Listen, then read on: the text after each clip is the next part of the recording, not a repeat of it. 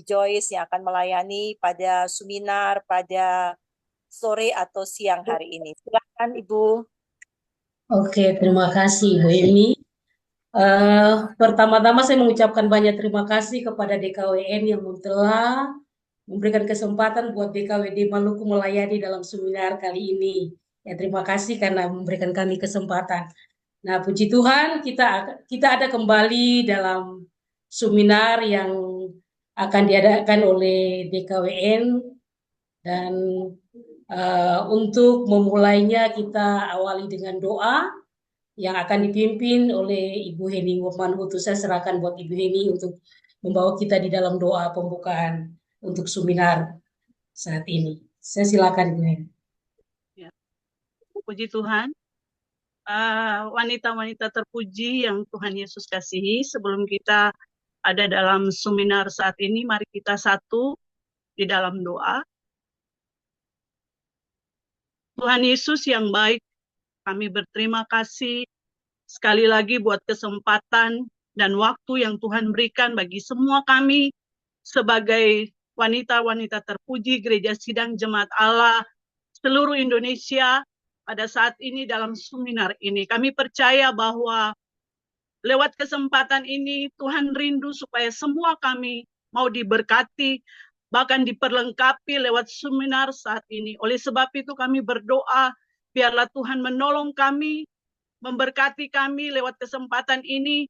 Tuhan memakai hamba-hamba-Mu yang telah Tuhan persiapkan untuk menjadi alat di dalam tangan kasih karunia-Mu ya Tuhan, supaya lewat pelayanan hamba-hamba-Mu, Tuhan dipermuliakan. Kami berdoa buat hamba-Mu, Pak Sutrisno yang saat ini akan berdiri sebagai pembicara.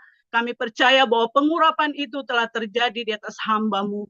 Bahkan Ibu Joyce yang akan memimpin kami dalam berjalannya seminar ini, biar Tuhan memakai hamba-Mu juga menjadi alat dalam tangan-Mu supaya Tuhan dipermuliakan. Oleh sebab itu Tuhan, mulai dari awal sampai akhir seminar ini kami serahkan sepenuhnya di dalam tangan kasih karunia-Mu ya Allah, supaya benar-benar apapun yang kami lakukan saat ini, biarlah Tuhan Engkau dipermuliakan. Dan kami membuka seminar ini hanya di dalam nama Tuhan Yesus yang siap memberkati kami, yang siap menolong kami. Haleluya. Amin.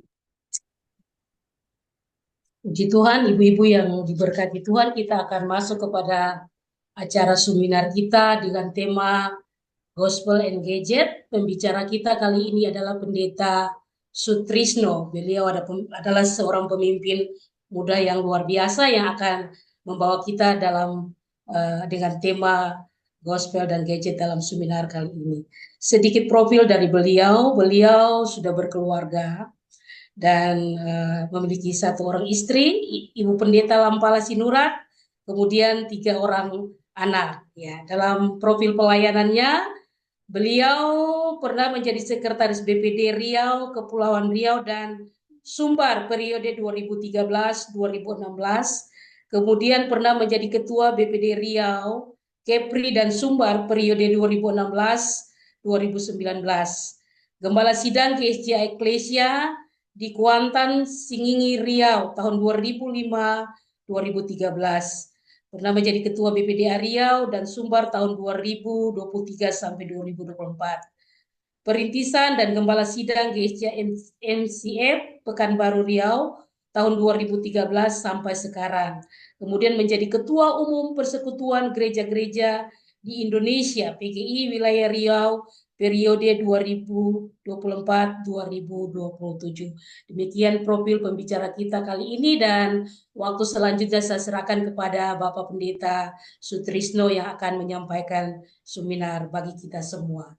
Disilakan. Ya, terima kasih Ibu Joyce. Salam dari istri saya.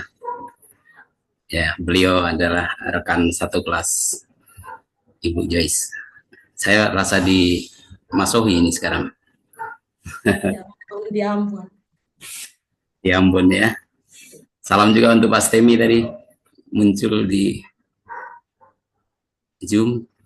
Kepada Departemen Kaum Wanita, Ibu Esther dan tim, saya mengucapkan terima kasih untuk kesempatan pada saat sore hari ini dapat berbagi tentang apa yang sebenarnya sudah dimiliki oleh ibu-ibu, hanya mungkin penggunaannya akan lebih maksimal setelah kita belajar bersama-sama.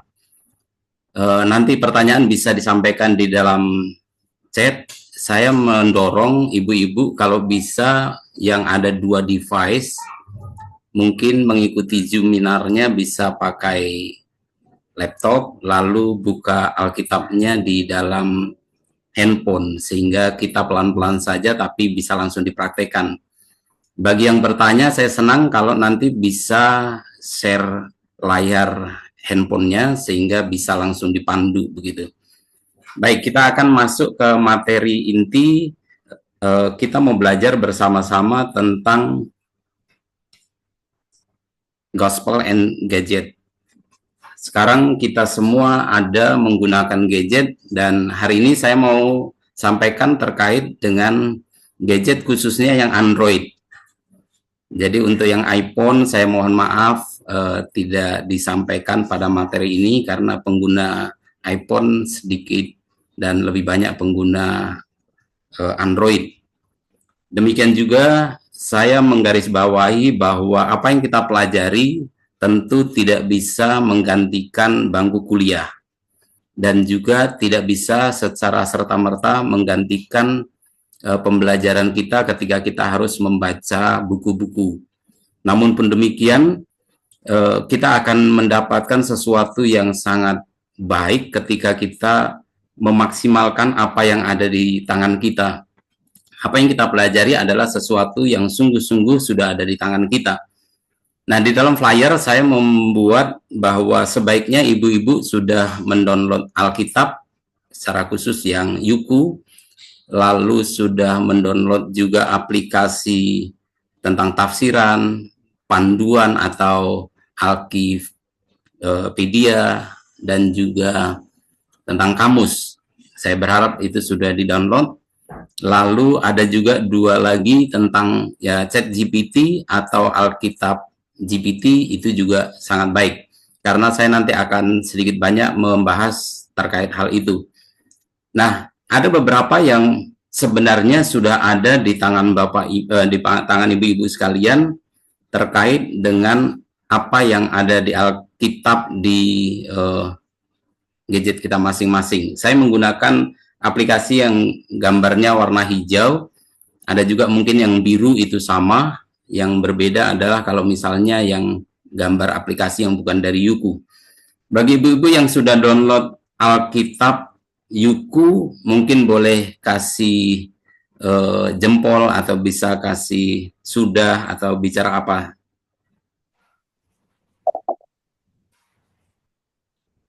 Supaya saya bisa lihat ada berapa banyak yang sudah. Boleh chat sudah juga boleh. Nah, di dalam Alkitab ini sebenarnya jauh berbeda dengan apa yang ada di dalam Alkitab secara buku. Kalau dulu kita di sekolah teologi sering berburu konkordansi untuk khotbah topikal, lalu sekarang konkordansi itu kalaupun dicetak pasti tidak ada yang beli, karena di dalam Alkitab elektronik itu semua sudah ada. Nah, ada beberapa yang kita mau pelajari pada saat ini terkait dengan Alkitab kita. 3 yang pertama itu berbicara tentang bagaimana kita membuat catatan di dalam apa yang kita punya. Ini adalah kitab Kejadian.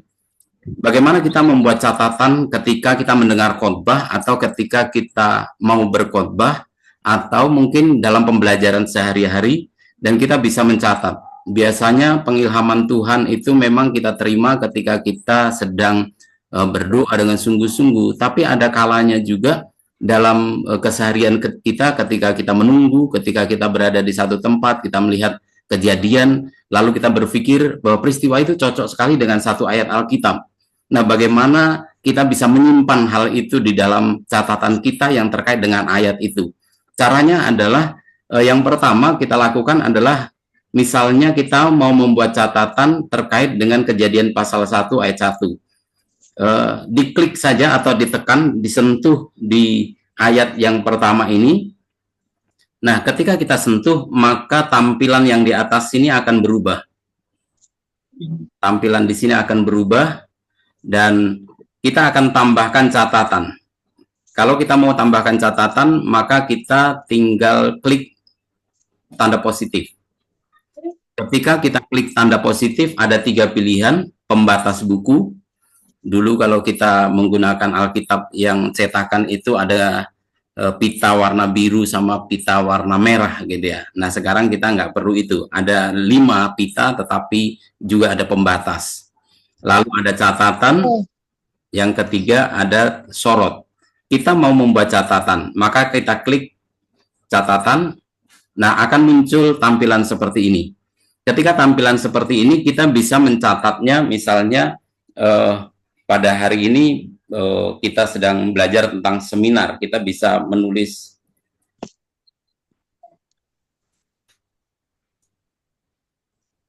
tidak bisa Kak dibuat ke pengaturan awal dulu ini, Le.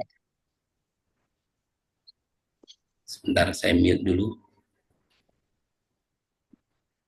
Mungkin saya all mute dulu ya. Baik. Nah, setelah kita mencatat, membuat catatan seperti ini, kita tinggal klik simpan. Dengan demikian, maka kita sudah membuat satu catatan. Kalau ibu-ibu perhatikan di dalam Kejadian pasal 1 ayat 1, di tempat saya ada tulisan 3, ini berarti saya telah membuat 3 kali catatan. Kalau saya klik di bidang di sini akan muncul ada 3 yang saya lakukan tanggal 12 Juli, ada tanggal 1 Maret, dan ada tanggal 14 Juni 2020. Dan saya edit terakhir 21 Februari 2021. Nah, kalau saya mau edit ini, saya tinggal klik lagi, maka akan muncul ke bagian yang tadi, bisa diklik atau disentuh 2 kali, lalu kita mengetik edit. Misalnya kita mau melakukan edit, dan kembali kita simpan. Itu yang pertama. Jadi kita bisa membuat catatan, dan itu bisa cukup banyak, cukup panjang. Kita bisa membuat catatan, misalnya seperti saya punya ini, ada catatan nanti kita bumi, misalnya begitu. Itu yang pertama. Jadi kata kuncinya adalah disentuh di satu ayat atau di beberapa ayat, misalnya juga bisa begini, dan kemudian baru dibuat tambah catatan. Bisa ditambah catatan, lalu kita akan membuat catatannya, sesudah itu disimpan. Itu yang pertama. Yang kedua, pada zaman dulu kita sering melihat Alkitab itu di stabilo, di highlight atau dibuat sorotan. Nah, kita juga bisa membuat sorotan dengan cara klik satu ayat, lalu kita klik tambah, lalu kita bikin sorot. Klik di bagian sorot. Nah, kita bisa mensorot dengan beberapa warna. Saya sarankan untuk setiap warna memiliki temanya masing-masing. Sehingga dengan demikian, maka ketika kita klik, nanti kita cari warna merah, maka semua itu berbicara satu tema yang sama. Lalu kita bisa klik saja langsung, misalnya klik warna kuning, maka kita dapati bahwa di dalam Alkitab kita sudah ada yang seperti ini. Ada sorotan warna kuning. Tapi bisa juga seandainya kita tidak bermaksud menyorot semua. Kita mungkin hanya mau mensorot kata jadilah terang. Jadi kita blok tulisan jadilah terang, baru kita pilih warna kuning.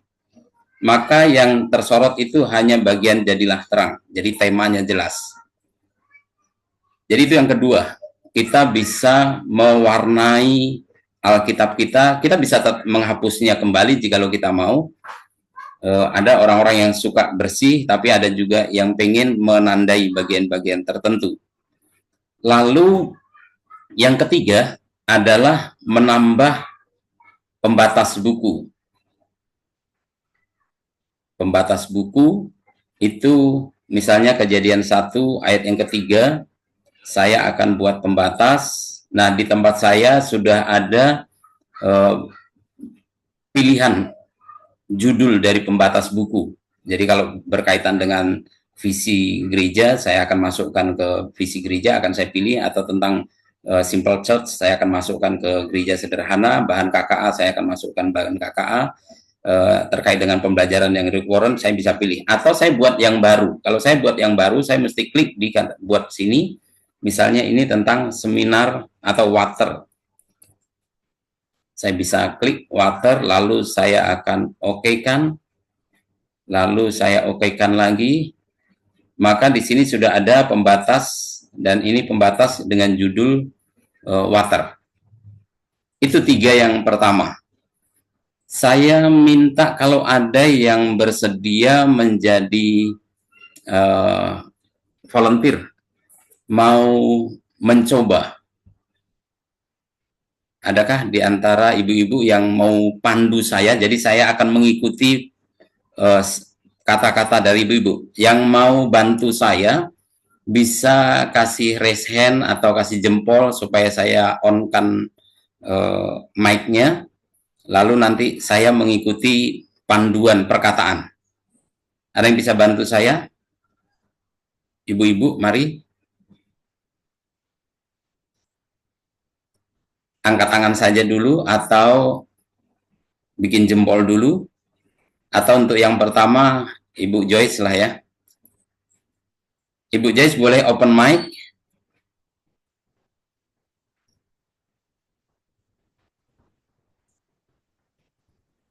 Silahkan open mic, Ibu Joyce.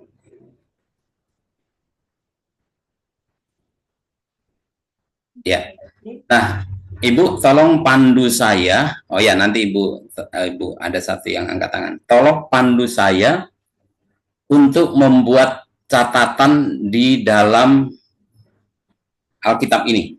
Jadi Ibu sampaikan, lalu saya akan mengikuti petunjuk yang Ibu katakan. Boleh, silakan Ibu. Oke. Jadi kita pakai ayat yang ini saja ya, Kejadian pasal 1 ini ya. Ya. Boleh ya. Oke, jadi kita blok di misalnya ayat 2 nih.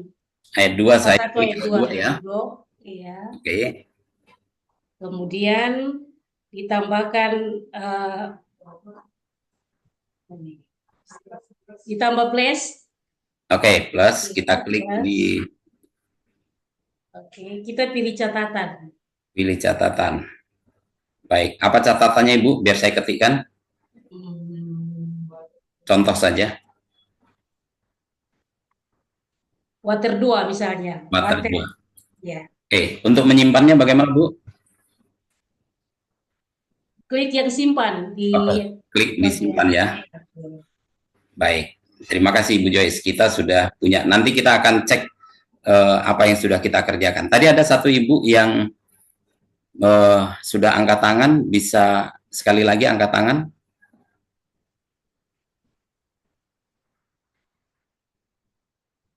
Papua Tengah. Oh ya, ini silakan Ibu Yanti bisa open mic.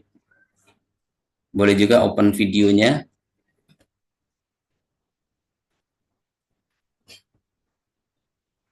Sorry, tadi kepencet. Ibu bisa dihidupkan sekali lagi. Ya. Terima kasih. Terima kasih, Bu. Tolong pandu saya, Ibu, untuk membuat saya itu mau membuat pembatas buku di dalam kitab Kejadian pasal 2, Bu. Tolong pandu saya untuk membuat pembatas buku. Kejadian pasal 2 ayat yang keberapa, Pak? Terserah, Ibu. Oke. Ayat yang 1 aja ya. Demikianlah diselesaikan langit dan bumi dan segala isinya. Baik, diapakan ini, Bu? Kita tekan sampai warna biru. Ya. Baru tekan yang di atas tanda tambah plus. Plus. Yang paling atas pembatas buku kita tekan. Pembatas buku, ya. Lalu. Terus kita mau kasih label. Ya, kasih label ya. Kita bikin label yang baru saja, Bu ya. Boleh. Oke. Kira-kira apa yang mau jadikan namanya, Bu? Nama labelnya? penciptaan langit dan bumi.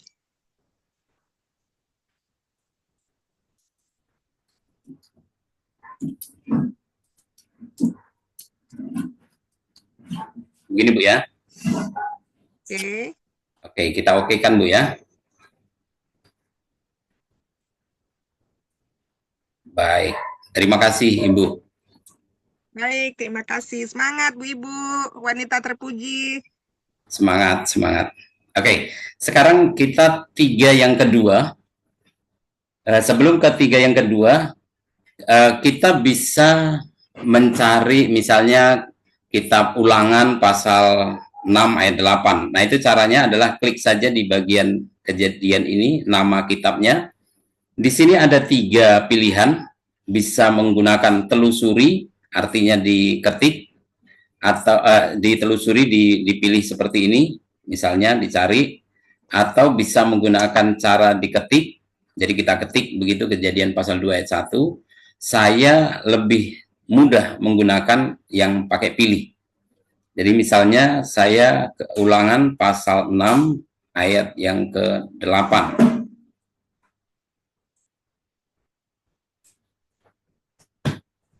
Lalu saya mau menyelidiki kitab ini dengan lebih dalam lagi. Ada agak sedikit berbeda memang kalau di sini ada tampilan ini 1, 2, 3, tapi kalau di handphone yang 3 ini tidak ada, yang ada titik 3 ini. Nah, kalau diklik titik 3 ini, kalau di handphone itu muncul ada 5 fitur. Salin ayat, bagikan ayat, panduan, tafsiran, kamus. Di dalam tablet, panduan itu di sini sudah langsung ada panduan, lalu ada tafsiran, lalu ada kamus. Nah, sekarang saya mau seperti melakukan survei tentang Ulangan pasal 6 ayat 8. Cara mensurveinya adalah saya klik satu ayat ini, lalu saya klik titik 3, nanti akan muncul di dalam itu ada panduan, lalu saya klik panduan. Ketika saya klik panduan, maka kalau kita sudah mendownload Alkipedia, itu kita langsung akan diarahkan ke aplikasi itu, tapi kalau belum, maka kita disuruh mengunduh. Ya, silahkan ibu-ibu unduh. Ketika saya membuka Ulangan pasal 6, maka ada keterangan secara garis besar tentang apa saja yang menjadi keterangan-keterangan penting dari Ulangan pasal 6. Penjelasan singkatnya, perintah untuk taat kepada hukum. Lalu Israel dinasihati untuk memperhatikan semua perintah Allah. Garis besarnya ayat yang 1 itu tujuan dari perintah, dan selanjutnya ada judul perikop, lalu nanti ini juga bisa diselidiki di dalam Ulangan itu ada kata Abraham, ada Allah, ada Firaun, itu bagian nanti saya akan bahas juga itu terkait dengan kamus. Karena ini bagian dari kamus sebenarnya. Lalu fakta tentang ini. Nah, menarik kalau kita mempelajari satu kitab, sebaiknya kita mempelajarinya secara keseluruhan dahulu. Caranya adalah begini. Kita tetapkan di kitab Ulangan, tapi pasal 6 kita ubah menjadi intro atau pendahuluan. Jadi nanti akan berbicara tentang kitab Ulangan secara keseluruhan. Cara melakukannya adalah dengan mengklik segitiga yang ada di samping ini. Ibu-ibu, kalau ada lambang segitiga di aplikasi-aplikasi, itu biasanya ada hal-hal tersembunyi di balik itu. Jadi kita bisa klik di sini, maka kita akan diarahkan kepada ada intro, ada pasal 1, pasal 2, dan selanjutnya kita bisa sampai ke pasal 34. Saya selalu menyarankan untuk kita mempelajari intronya. Dengan kita mempelajari klik intro, maka ini adalah seperti kalau kita belajar survei perjanjian lama misalnya begitu. Statistiknya ada 34 pasal, ada 959 ayat, dan ada sekian kata. Penulisnya Musa, temanya pembaharuan perjanjian, waktu penulisan sekitar tahun 1405 sebelum Tuhan Yesus. Bagian utara Moab ada Gunung Pisgah, kata kuncinya adalah ketaatan. Apa ajaran atau hal yang tentang Kristus, dia adalah nabi seperti Musa. Lalu kita akan disuguhkan latar belakang dari seluruh kitab Ulangan. Kita juga akan diberikan garis besar dari seluruh kitab Ulangan, sehingga ketika kita membaca secara pelan-pelan, kita mendapatkan gambaran besar dari semua kitab Ulangan. Demikian juga dengan kitab-kitab yang lain. Lalu tujuan dari kitab Ulangan, kita mendapatkannya, lalu tema-tema kunci dari kitab Ulangan, ada kekuasaan Allah, kesetiaan Allah, kasih Allah, penyerahan, lalu ada survei.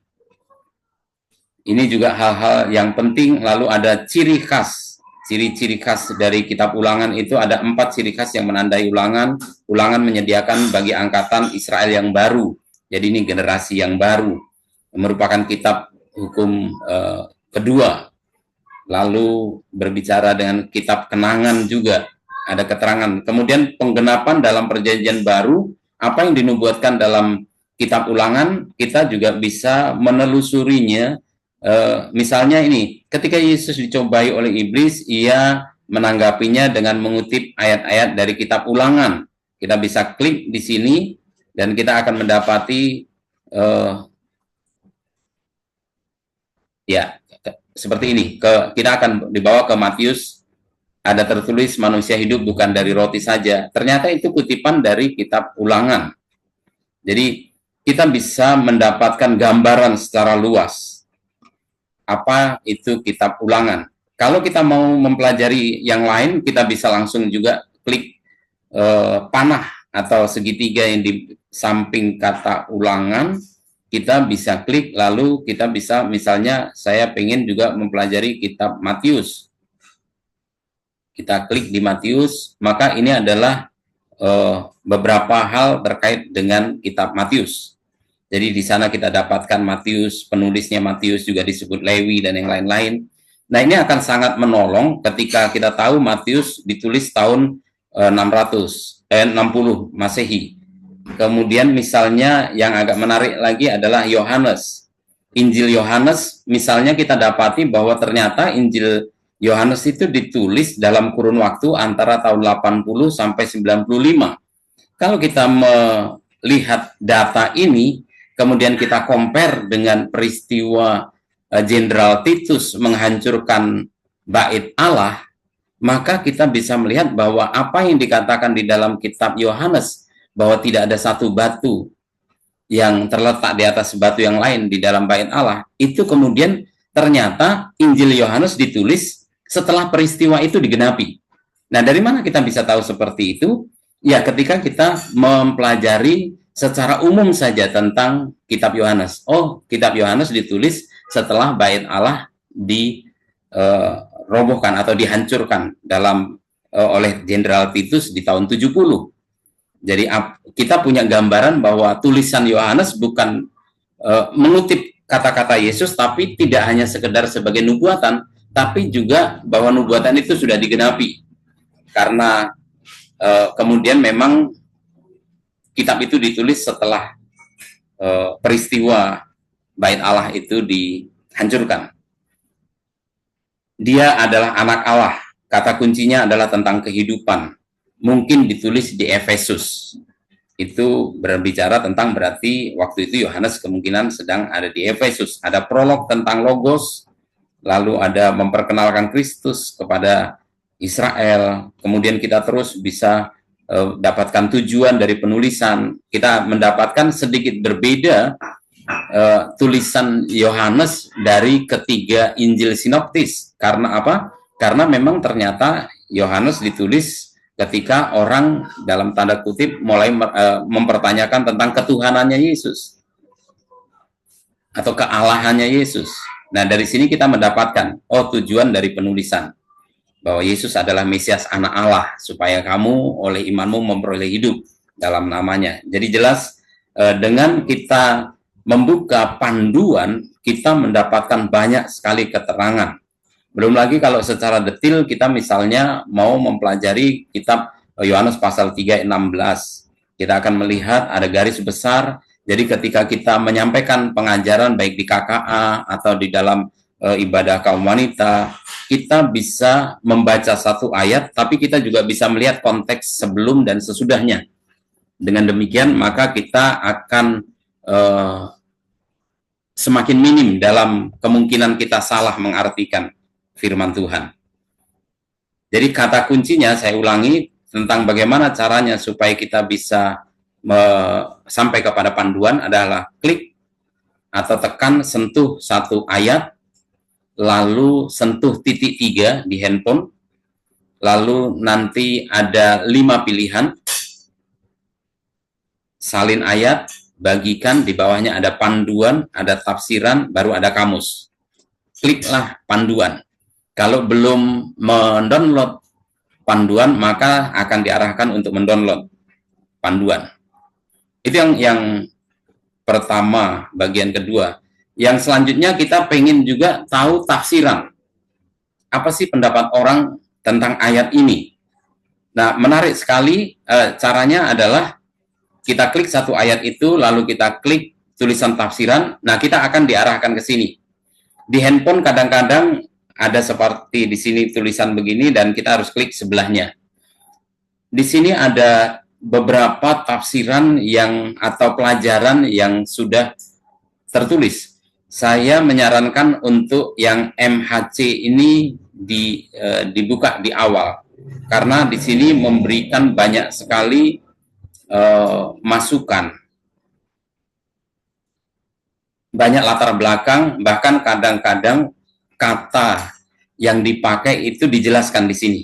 Jadi kita bisa bukan hanya sekedar apa pendapat si penafsir, tetapi penafsir itu mengutip kata-kata yang ada di dalam ayat itu. Sehingga dengan demikian kita memiliki gambaran yang lebih luas lagi tentang kata-kata dari ayat-ayat itu atau pengertian dari setiap kata. Bahkan kadang-kadang kita disuguhi ini dalam bentuk aslinya auris apa begitu. Jadi kita sangat ditolong karena bukan hanya ayat yang kadang-kadang diberikan keterangan, tetapi terkadang kata pun disampaikan.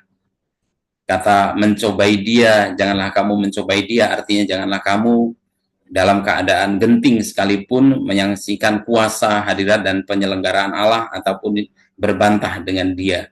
Nah, kata-kata ini seringkali memberikan pengertian lebih. Lalu ada yang lain-lain juga kita bisa klik, misalnya ini dalam bahasa Inggris juga ada, kemudian yang Yerusalem juga ada yang santapan harian SH ini juga memberikan gambaran. Dengan demikian kita akan banyak sekali mendapatkan masukan. Nah, kalau kita misalnya mau cari bagian yang lain juga sebenarnya bisa secara lompat ke sini ya. Misalnya begini, kita bisa lihat ke ayat yang ke-9. Kalau MHC ini kan ulangan 6 dari ayat 4 sampai ayat 16. Jadi dia terangkan. Di sini kita akan disuguhkan banyak sekali penjelasan yang diberikan dari Alkitab. Lalu misalnya kita yang ketiga itu berbicara tentang kamus. Kamus juga akan sangat menarik karena kadang-kadang kita terbatas pengertian kita, atau misalnya oleh karena kita pengen mengerti tentang jarak, begitu kita bisa lihat itu di kamus. Caranya sama, kita klik satu ayat, lalu klik titik 3 ini, lalu kliklah tulisan kamus seperti ini. Ketika kita klik kamus, maka akan ada beberapa kata yang berubah dan ada garis bawah begini. Nah, ini adalah hal-hal atau kata-kata yang kemudian kita bisa mencari. Artinya, misalnya saya mau cari kata sumpah ini apa sebenarnya? Kamusnya apa? Nah, kita akan diberitahu unduh kamus untuk mempelajari kata-kata dalam Alkitab. Bagi yang belum mengunduh kamus, maka mesti unduh dulu. Dan kalau kita sudah unduh, kita bisa langsung masuk ke bagian yang tersedia. Dan kita akan dibawa ke bagian ini. Kita bisa klik, kita mengunduh, lalu kita akan dibawa ke Kamus Alkitab. Nah, menarik sekali di dalam Kamus Alkitab kita mendapatkan banyak sekali apa yang bisa kita pelajari.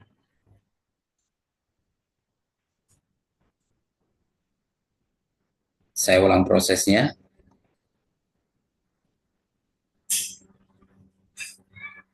Nah, sumpah sebagai tanda perjanjian kepada Allah untuk memperteguh sesuatu pernyataan atau sebagai sumpah setia di dalam Ulangan pasal 23 dan selanjutnya, dan ada keterangan. Ini keterangan secara singkat, tetapi kita bisa mencari keterangan yang lebih banyak lagi ketika kita buka di sini, buka kamus.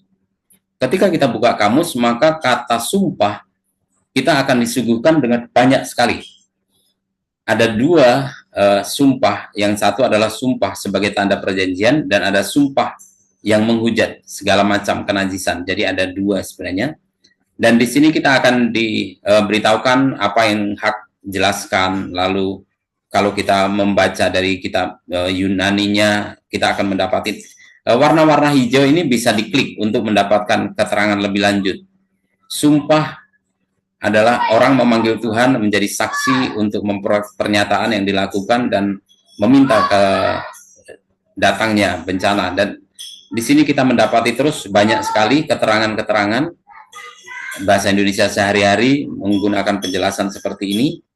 Dan kita bisa di dalam kitab Ibrani, kata sumpah berasal dari kata apa, dalam bahasa Yunani bahasa apa, dari kedua kata ini yang paling, kata Allah itu yang paling kuat, artinya mengutuk atas seseorang yang mengingkari sumpah. Nah, kita mendapatkan banyak sekali keterangan dari apa yang kita klik di dalam kamus.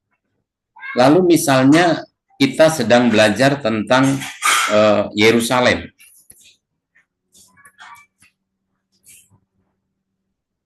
Kita juga bisa tahu Yerusalem.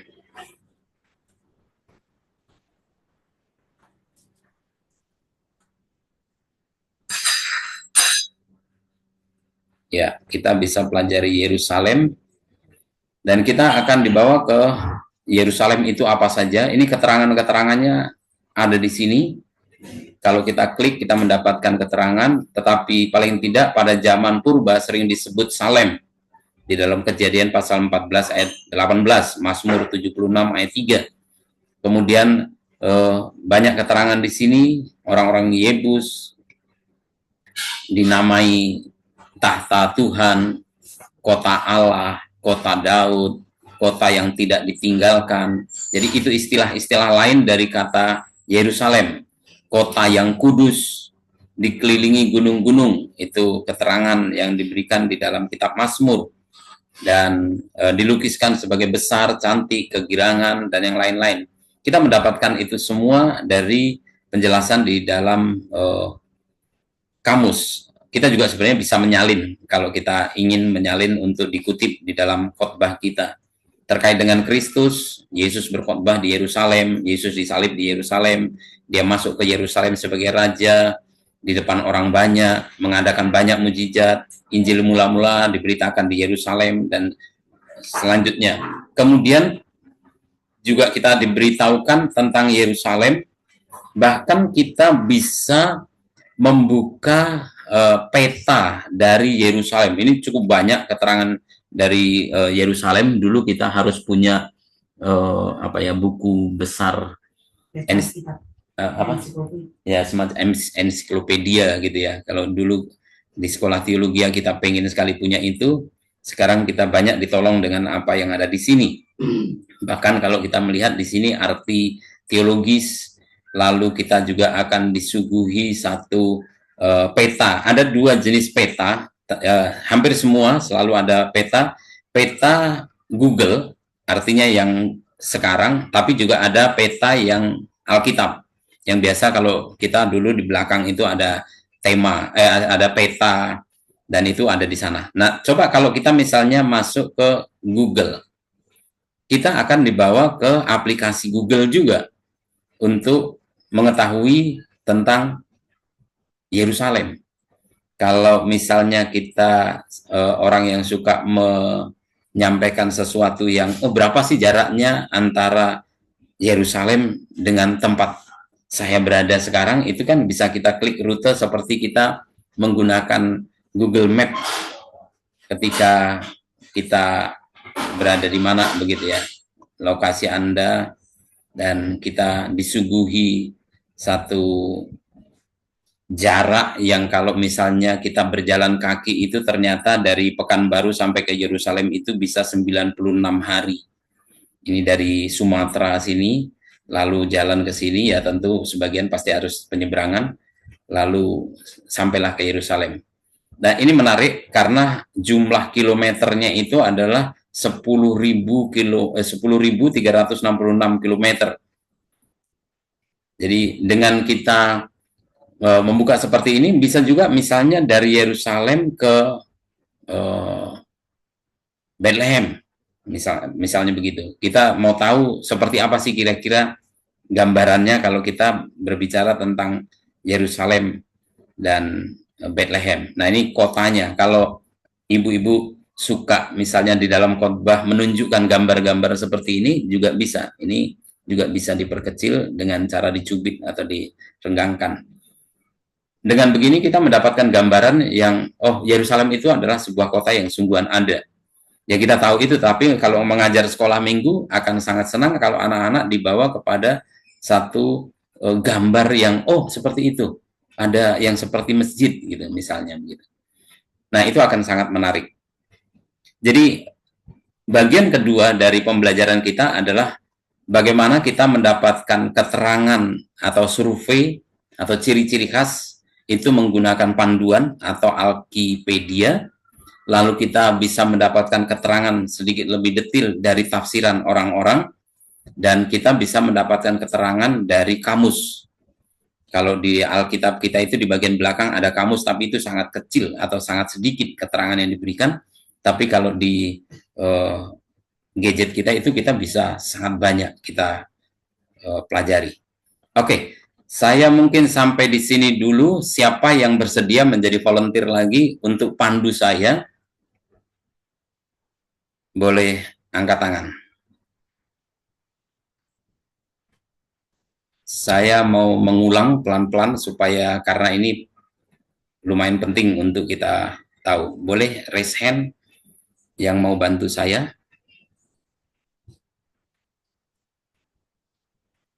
Tidak perlu takut salah karena ini hanya masalahnya mengklik saja. Semua keterangan ada di ujung jari kita. Baik, kalau tidak ada, nanti mungkin kalau ada yang muncul dalam pertanyaan, saya akan kembali ke sana. Itu yang bagian yang kedua dari apa yang kita pelajari saat ini. Dan kita akan masuk ke bagian yang selanjutnya adalah bagaimana caranya kita melihat apa yang tadi sudah kita catat, apa yang sudah kita buat pembatas buku, bagaimana saya mendapatkan catatan-catatan saya itu kembali. Kan nggak mungkin dibukai satu lembar demi satu lembar untuk mendapatkan, wah, yang mana ini yang saya pernah catat dan itu di mana gitu. Nah, untuk mencari itu, maka kita caranya adalah kita perhatikan di sini ada garis 3. Di garis 3 ini kita klik, akan muncul fitur yang cukup banyak. Fitur-fitur itu adalah Alkitab, lalu ada renungan. Jadi di dalam gadget kita itu sebenarnya juga ada renungan harian. Jadi kalau kita klik di sini, kita akan diarahkan kepada renungan harian. Yang saya sudah download adalah santapan harian. Yang hari ini, Sabtu tanggal 12 bulan 7 tahun 2025. Perkara yang ditangguhkan. Kisah Para Rasul pasal 24. Nah, di sini kemudian kita diberikan juga renungan harian. Ada banyak pilihan renungan harian, tetapi salah satunya yang paling terkenal dari dulu adalah SH ya, santapan harian. saya juga bisa misalnya membagikan kepada orang yang kita mentor gitu, atau anggota komsel, itu tinggal bagikan saja. Atau kita mau salin juga kita bisa salin. Dengan begitu kita sudah bisa menolong untuk membuat renungan. Sebenarnya renungan itu juga bisa beberapa renungan. Kalau kita pengen tahu, ini kan santapan harian. Ini juga bisa dicari renungan yang lain. Misalnya ini yang juga cukup terkenal ya dalam bahasa Indonesia. Ada yang renungan pagi, ada renungan harian RH yang sangat terkenal itu, kita klik, maka kita akan dibawa kepada renungan harian tanggal hari ini. Nah, di renungan harian berbeda dengan santapan harian. Renungan harian itu 2 Samuel, ini kalau saya klik juga akan muncul ayatnya. Ini untuk bacaan Alkitab setahun. Juga kita tertolong, di sini ada. Menempatkan Allah di dalam hati, itu judul renungan harian dari renungan harian. Jadi kita akan sangat tertolong karena kita bisa membagikan renungan harian. Lalu saya lompat sebentar ke kidung. Ya, kidung-kidung ini ada kita mungkin yang sering ikut persekutuan di PGI atau PGLI. Kadang-kadang kita punya lagu kalau di dalam kidung jemaah, kidung kesukaan, lagunya kira-kira begini. Seperti panggilan Makedonia dulu, berilah terang. Itu versi GC ya.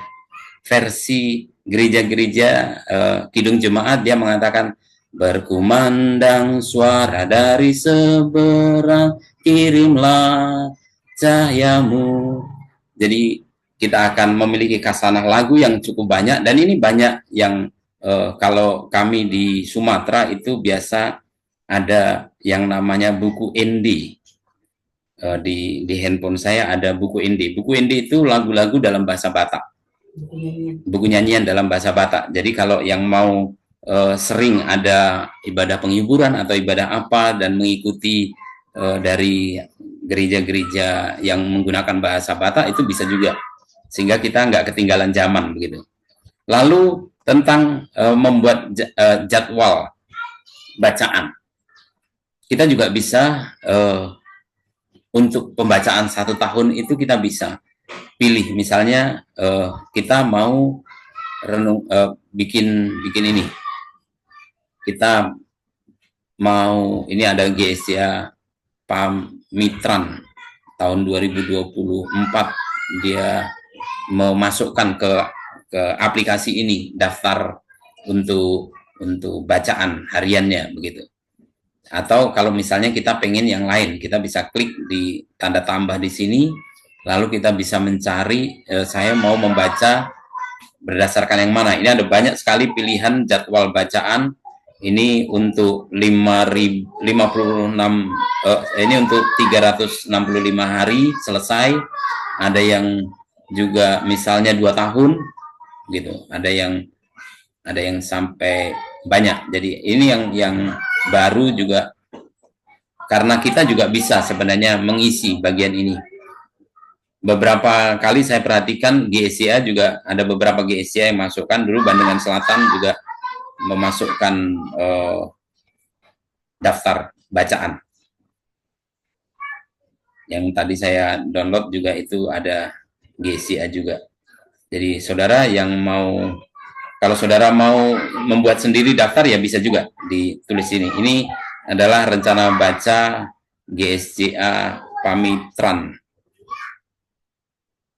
Kita bisa, misalnya kita download ini ya, kita akan mengikuti pembacaan untuk 365 hari. Dan ini sudah di-download oleh 1.000 orang. Jadi ada 1.000 orang minimal penggunanya. Kita bisa pilih ini pilihannya, daftar baca.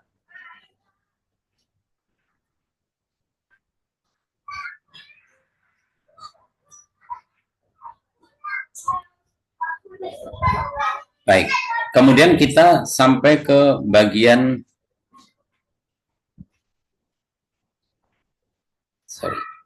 ya, kita mau mencari jejak dari yang tadi sudah kita tulis. cara mencari jejaknya adalah dengan kita klik marka. Jadi kata kuncinya adalah marka. Di dalam marka ini ada pilihan. Kalau kita perhatikan di sini ada semua pembatas buku, ada catatan, ada sorotan. Tadi kita sudah membuat 2 catatan yang baru. Nah, kita mau lihat catatan, kita klik bagian catatan. Nah, kita mendapati ada 2 yang dibuat. Yang pertama adalah kejadian 1 ayat 2, isinya judulnya kira-kira water. Itu tanggal 12 Juli dibuat. Ini ada yang tanggal 12 Juli, tapi kemudian diedit tadi jam 14.15. Ini dibuat kemarin, lalu saudara terus buat setiap kali. Biasanya saya mendengar khotbah, siapapun yang khotbah, itu biasanya saya akan mencatatnya di sini. Jadi dengan begitu saya punya banyak bahan khotbah dari orang-orang yang sudah berkhotbah. Misalnya ini tanggal 13 Juni 2025 yang lalu ada renungan yang disampaikan oleh Pendeta Donda Simanjuntak. Nah, saya bisa klik lalu apa yang beliau sampaikan. Itu kita akan sangat tertolong. Jadi kata kuncinya adalah klik marka, lalu klik catatan, maka akan muncul semua yang sudah kita catat. Demikian juga kalau kita mau mencari sorotan yang tadi kita buat. Tadi kita sudah membuat kata jadilah, lalu ada di sini, maka selesailah tembok itu pada tanggal 25 bulan Elul dalam waktu 52 hari. Kita bisa lihat di sini, ini yang kuning, lalu ini yang hijau, ini yang kuning, ini berantakan, tapi bisa kita susun. Kalau misalnya kita pengen menyusunnya, maka kita klik di sini, kita bisa berdasarkan tanggal edit, atau berdasarkan tanggal dibuat, atau berdasarkan alamat ayat, atau kita pengen kita melihatnya berdasarkan warna. Nah, ini warna merah semua, baru merah muda, baru orange, baru kuning. Jadi kita akan dapat tema-tema yang sama dengan apa yang kita sudah tandai. Itu akan sangat menolong bagi kita yang suka mempelajari hal-hal yang spesifik. Lalu dalam pembatas, ada keistimewaan secara khusus untuk pembatas itu ada ini. Apapun yang kita tulis itu sebenarnya ada di sini. Misalnya ini penciptaan langit dan bumi, ada di bawah ini. Saudara kalau misalnya saudara mau, ini bisa dinaikkan, misalnya saya tarik ke atas, atau ditempatkan di mana. Di sini saya juga bisa, misalnya mau warnai, ganti nama bisa, hapus bisa, lalu saya misalnya ganti warna supaya agak lebih menarik, saya ganti warna hijau, saya okekan. Nah, ini ada warna hijau. Jadi kita bisa mewarnai sebagaimana kita mau. Ini bahan-bahan KKA, misalnya begitu. Ini Natal, khotbah, tema tahunan. Jadi kita punya misalnya renungan harian daerah, ini ada banyak yang sudah dibuat, sehingga kita semuanya ada di genggaman kita. Apa-apa yang pernah kita catat tidak hilang. Apologet Kristen kita bisa dapatkan, dan ketika kita klik, kita akan diarahkan ke sini, lalu kita bisa buka catatan kita. Nah, ini solusinya bukan agama tetapi keturunan misalnya. Nah, kita bisa cari apa itu yang sedang ditulis di sana. Jadi ini akan sangat menolong. Harapan saya ibu-ibu yang penting berani saja kotak-katik supaya bisa semakin hari semakin bermanfaat. Ini sebenarnya kan sesuatu yang hebat sekali di tangan kita. Sayangnya seringkali kita tidak menggunakan secara maksimal. Bagian Alkitab yang selanjutnya yang saya mau sampaikan adalah terkait, nah kalau ini yang misalnya saya pengen ada pembatas, ini pembatas yang pita itu Bapak Ibu. Kalau saya klik, saya bisa klik tahan, nah bisa pindahkan sini. Ini nanti ada pembatas, ini pembatas bisa dipindah-pindah. Tidak terlalu rumit. lalu saya mau menolong kita untuk mempelajari firman Tuhan dengan cara, kalau tempo dulu kita disarankan mempelajari Alkitab menggunakan banyak terjemahan supaya memperkaya pemahaman kita. Di Alkitab kita ini juga sangat banyak terjemahan, bahkan mungkin bahasa daerah kita pun ada. Contoh, jadi cara membukanya adalah begini, klik satu ayat, tidak bisa lebih dari satu ayat, dia hanya satu ayat, lalu akan muncul ini, seperti panah dan ada garis 3. Kita klik di sini, maka kita akan mendapatkan terjemahan baru, kemudian King James Version, lalu firman Allah yang hidup, versi firman Allah yang hidup, agak sedikit berbeda. Kalau di dalam terjemahan baru, aku akan mengadakan permusuhan antara engkau dan perempuan ini, antara keturunanmu dan keturunannya akan meremukkan kepalamu dan engkau akan meremukkan tumitnya. Dalam versi firman Allah yang hidup, sejak sekarang engkau dan perempuan ini akan saling bermusuhan. Demikian pula keturunanmu dan keturunannya akan menginjak dan meremukkan kepalamu, sedangkan engkau akan memagut dan meremukkan tumitnya.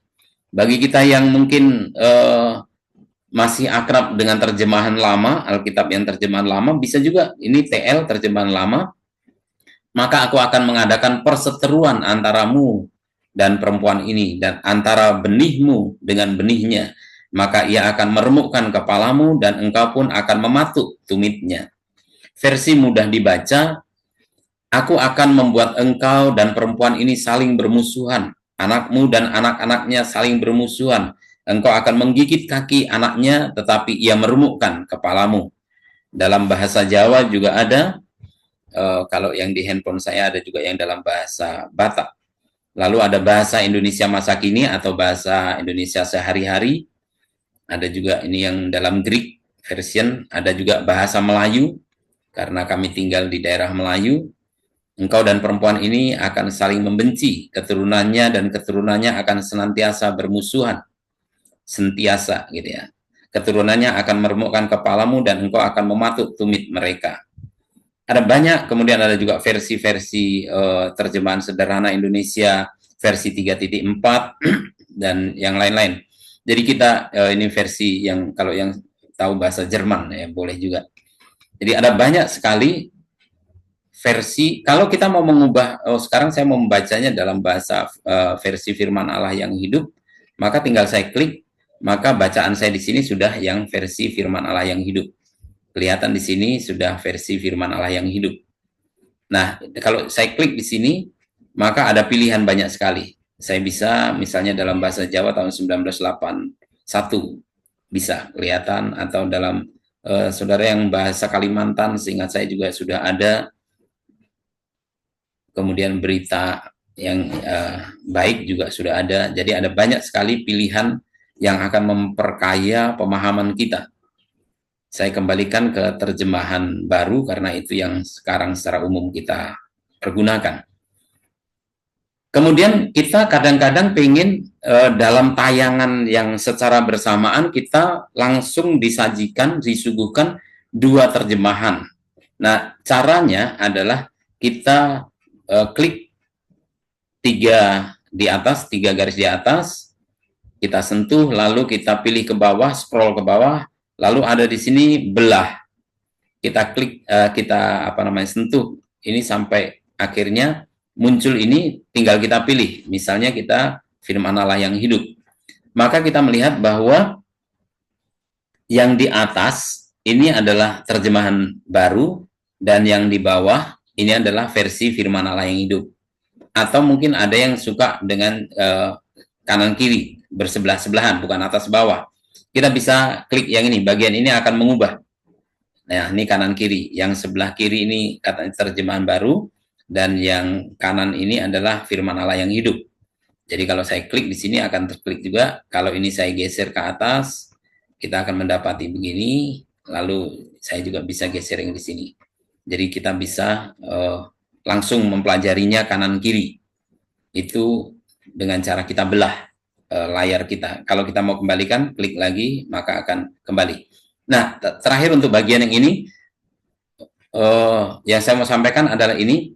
kadang-kadang kita punya handphone, punya tab, atau punya handphone 2, dan kita pengen Alkitab yang kita kerjakan di tablet itu juga akan mengubah yang di handphone, atau sebaliknya yang kita kerjakan di handphone juga akan berubah secara otomatis di tablet. Maka caranya adalah klik 3 di atas, 3 garis di atas ini, dan cari pengaturan, lalu di pengaturan itu cari synchronize, kita akan dapat begini, lalu kita klik titik 3 di atas, lalu kita sinkronkan sekarang juga. Maka apa yang tertulis di tab sini sudah akan terkirim ke cloud atau ke udara. Nanti ketika kita buka yang di handphone, kita lakukan cara yang sama. Kita klik garis 3 di atas, lalu kita klik pengaturan, lalu kita klik sinkronisasi ini, dan kita klik lagi yang titik 3, dan kita sinkronkan sekarang juga. Maka apa yang kita edit di tablet, itu akan teredit juga secara otomatis di dalam handphone kita. Sehingga kita nggak perlu 2 kali mencatat di 2 tempat. Dengan catatan, dua-duanya akunnya harus menggunakan email yang sama. Jadi kita kalau beli handphone lagi, beli tab lagi, usahakan menggunakan email yang sama, akunnya sama, sehingga ketika saya sinkronisasi di sini, maka tersinkronisasi di handphone manapun yang saya memasukkan atau loginnya aplikasi itu menggunakan Gmail yang sama atau alamat email yang sama. Nah, ini yang perlu saya sampaikan. Lalu saya masih ada waktu setengah jam lagi ya, Bu Joyce ya, atau berapa menit lagi saya punya waktu? Atau sudah habis? Silakan Pak, silakan. Oke, saya lanjut sedikit lagi, saya masuk ke AI. Karena rasa-rasanya sekarang ini sudah di dunia kita sudah sangat sering kita jumpai AI, sehingga rasanya kita harus belajar AI. Supaya ibu-ibu GSDA menjadi ibu-ibu yang sangat keren. Karena bukan hanya anak muda yang belajar AI, tetapi juga ibu-ibu, kami juga tahu AI, begitu ya. AI ada 2, tapi saya yang sering saya pakai adalah yang ini, yang gambar yang ini. Bukan yang Alkitab GPT. Ini memang lebih spesifik, tetapi saya suka yang ini karena ini lebih umum. Nah, kalau kita menggunakan AI, kita akan seperti ini, dihadapkan dalam tampilan seperti ini, lalu AI itu sebenarnya bukan pinter-pinter banget. Saya mau kasih tahu, nggak pinter-pinter, nggak seperti yang orang bayangkan sangat cerdas begitu. Karena saya pernah beberapa kali diskusi dengan AI, ternyata data AI juga nggak benar. Dia berani mengatakan bahwa ternyata tidak bisa disebutkan seperti itu. Jadi dia seperti mengklarifikasi bahwa data dia salah. Intinya, artificial intelligence itu dia sebuah alat yang mengeluarkan data berdasarkan prompting atau apa yang kita minta, tapi data mereka itu adalah data dari apa yang sudah dimasukkan orang, yang sudah diposting orang di Google kah, atau pokoknya di dunia maya. Kalau sudah ada di sana, maka AI itu bisa mencarinya dengan cepat dan menyuguhkannya kepada kita. Tapi untuk buku-buku yang belum di-upload, ya tentu dia tidak punya juga datanya. Atau misalnya data terbaru, ya dia bisa ketinggalan. Namun pun demikian, AI itu memiliki data sangat banyak, sangat baik. Bahkan kalau saya mau katakan, kadang-kadang kita perlu belajar dari AI untuk membuat kalimat yang baik. Seringkali dalam khotbah saya, bahkan ketika saya membuat kalimat, saya minta disempurnakan dengan ejaan yang tepat, itu menolong. Atau misalnya saya kasih beberapa kalimat kunci, lalu saya minta untuk dibuat dalam bentuk paragraf. Itu dia bisa melakukannya dengan sangat baik. sehingga bahasa kita menjadi terkesan ya kita memiliki bahasa yang lebih baik daripada yang mungkin kita bahasa sehari-hari gitu ya, karena kan kalau khotbah kita menggunakan bahasa yang formal. Lalu AI memiliki kesopanan yang sangat tinggi, sehingga kalau kita misalnya memancing, dalam tanda kutip memancing dia untuk membuat sesuatu yang tidak sopan, bukan, maksudnya gini, jawabannya itu bisa mengarah kepada hal-hal yang menjelek-jelekkan orang lain, dia akan bisa membuat kalimat itu tidak mau menjelekkan orang lain. Jadi AI ini dalam pengertian saya adalah sopan santunnya cukup tinggi. Nah, kalau kita belajar AI, yang pertama kita harus sadari bahwa AI itu bukan maha tahu. Dia hanya mengeluarkan data berdasarkan apa yang kita lakukan, gitu, promptingnya, kalimat tanya atau perintah yang kita berikan kepada dia. Dan dia tidak tahu kita ini orang seperti apa.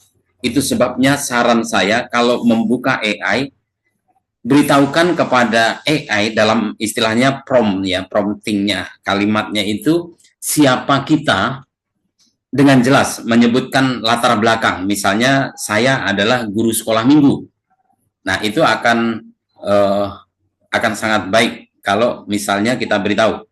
Lalu beritahu juga dengan tegas poin apa yang kita tanya secara spesifik, jelaskan aliran teologi kita. Nah, ini penting saya sampaikan karena kita orang GSCA, kita orang Pentakosta, maka alangkah baiknya kalau kita membuat promptingnya itu ya, makasih Bu Joyce, nanti saya kasih satu contoh baru saya akan kembalikan ke Ibu Joyce. Jadi begini, buatlah pertanyaan atau perintah yang jelas dan kemudian beritahu latar belakang kita. Misalnya kita orang GSCA, bahkan kadang-kadang saya tanya apa pendapatnya Gordon Fee tentang ini, gitu. Nah, kita tahu Gordon Fee orang GSCA, atau Stanley Horton berpendapat apa, atau orang-orang GSCA Assemblies of God berpendapat apa tentang ayat ini. Nah, dia akan tunjukkan. Atau misalnya jelaskan doktrin keselamatan menurut pandangan GSCA. Nah, itu akan sangat menolong. Kalau kita hanya mengatakan jelaskan doktrin keselamatan, nah itu nanti macam-macam. Bahkan kalau kita terlalu umum, jangan-jangan yang dikutip itu dari kitab orang lain.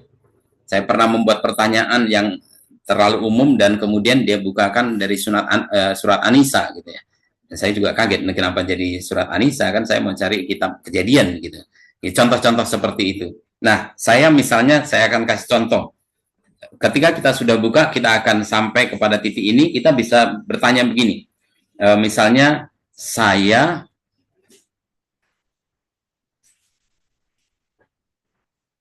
sebentar.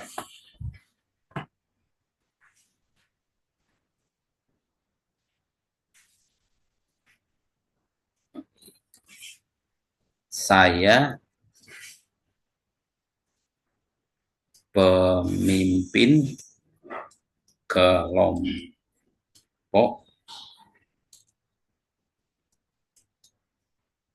kecil, mau mengajarkan kepada kaum muda GSCA tentang Kisah Para Rasul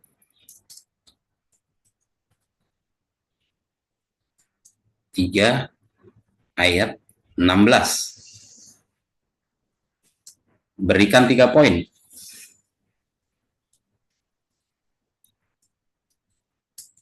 Yang aplikatif.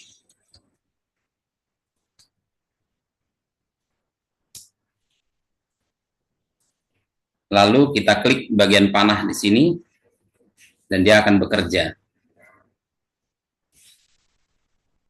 Dia memberitahukan, dan ini berikut 3 poin aplikatif yang bisa Anda ajarkan kepada kaum muda berdasarkan Kisah Para Rasul pasal 3 ayat 16.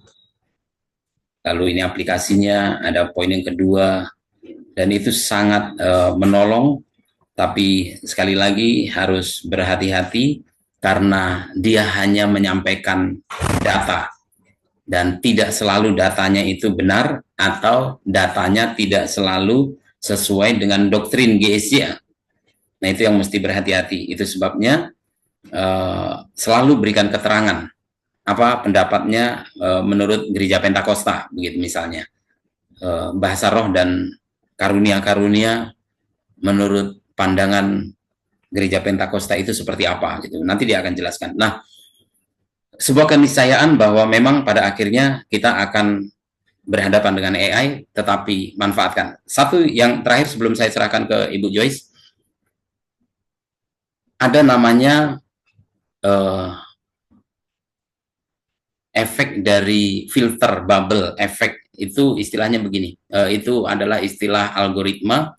Kalau di handphone kita ketik mencari lagu tentang Yesus, maka akan muncul lagu tentang Yesus. Atau misalnya kita sedang mencari sepatu wanita, tiba-tiba kita buka Facebook, muncul iklan sepatu wanita.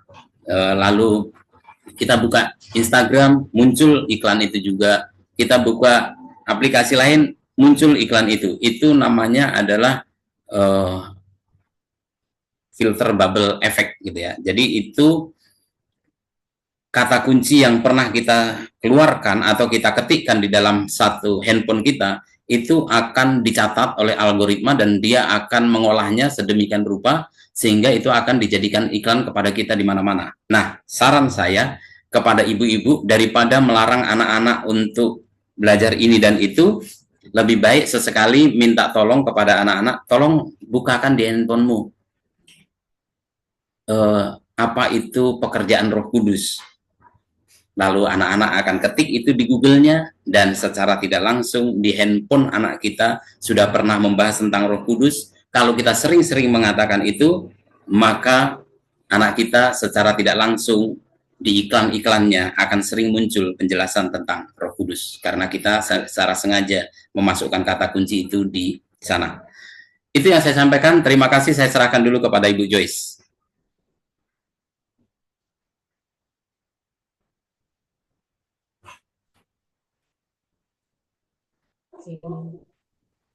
Oke, terima kasih Pak Sutrisno dengan materi yang luar biasa yang membuka wawasan kita untuk menggunakan aplikasi Alkitab dengan fitur-fiturnya yang ternyata luar biasa. Dengan menyampaikan seminar ini kita bisa mengerti dan bisa menolong kita dalam menambah pemahaman kita tentang firman Allah dan menolong kita di dalam pelayanan penggunaan gadget dengan benar. Nah, karena waktu kita sudah sangat sudah hampir selesai waktu pertanyaan kita, mungkin ada yang bisa bertanya, ada yang mau bertanya, langsung saja mengangkat tangan dan langsung bertanya kepada Pak Pendeta Sutrisno dan beliau langsung menjawab. Atau ada yang mau chat di ruang chat, silakan bisa menuliskannya. Saya memberikan kesempatan buat ibu-ibu untuk bertanya kepada pembicara kita pada sore hari ini. Bisa mengangkat tangan?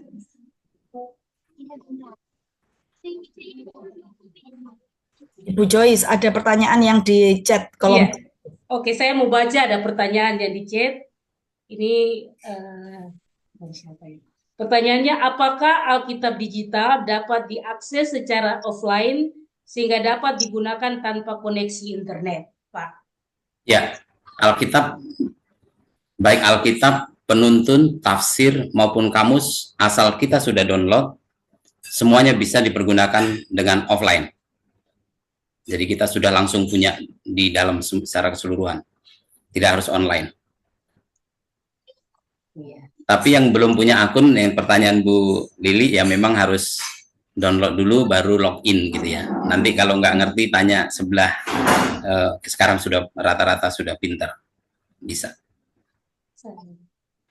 Oke, jadi bisa ya, walaupun tidak online, bisa langsung ke offline, bisa terhubung dengan kita. Mungkin ada lagi yang mau bertanya, silakan saja. Ya, apakah AI bisa suruh buat PowerPoint? Bisa.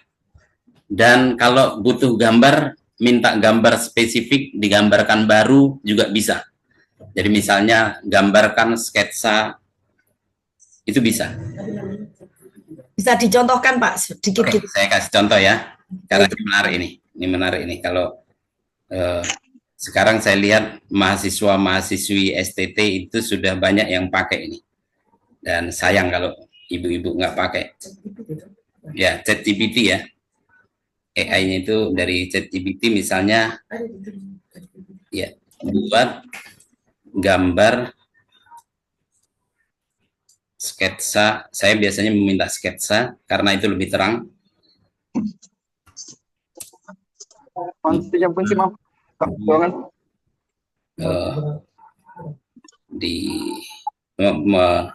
Di laut gitu ya. Kita nanti laut berau.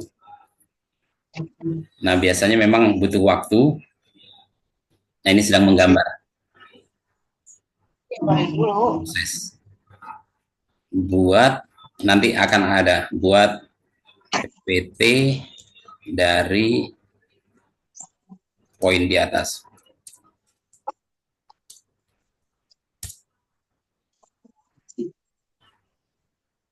Ya, masih sedang proses sehingga tidak mau dia.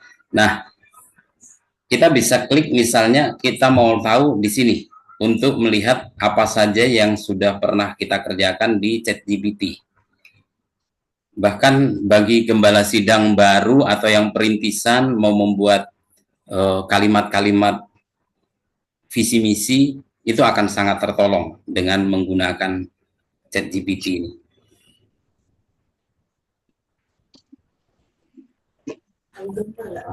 Ya, kalau gambar memang agak sedikit lama ya, karena memang, nah ini misalnya contoh perpustakaan saya punya.